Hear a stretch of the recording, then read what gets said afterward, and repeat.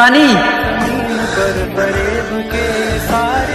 এই মুহূর্তে যদি আমি পানিগুলো না নিয়ে যেতে পারি তাহলে শিশুগুলোর প্রাণ বাঁচানো সম্ভব হইব না। 1 লিটার নিমু না, বাচ্চা তো অনেকগুলো, আমি এখান থেকে 2 লিটারই নিয়ে নিই।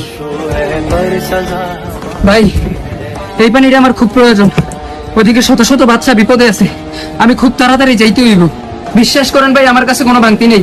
2টা 500 টাকার নোট ভাঙতি করতে করতে হয়তো ওই দিক দিয়ে আরো শিশুর প্রাণ চলে যেতে পারে।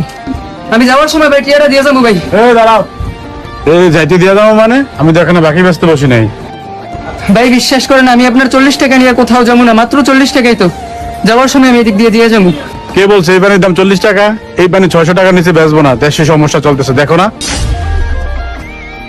ভাই একটু দয়া করেন, ওই দিক দিয়ে শত শত শিশুর প্রাণ চলে যাইতেছে। ভাই আপনি যদি পানি নেন তাহলে 600 টাকা লাগবে।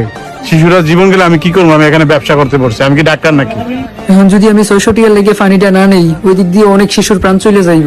আর আমি বাচ্চা থাকতে এটা আমি কখনো হইতে দিব না। আমি 600 টাকা দিয়ে পানির বোতল নিয়ে যাবো।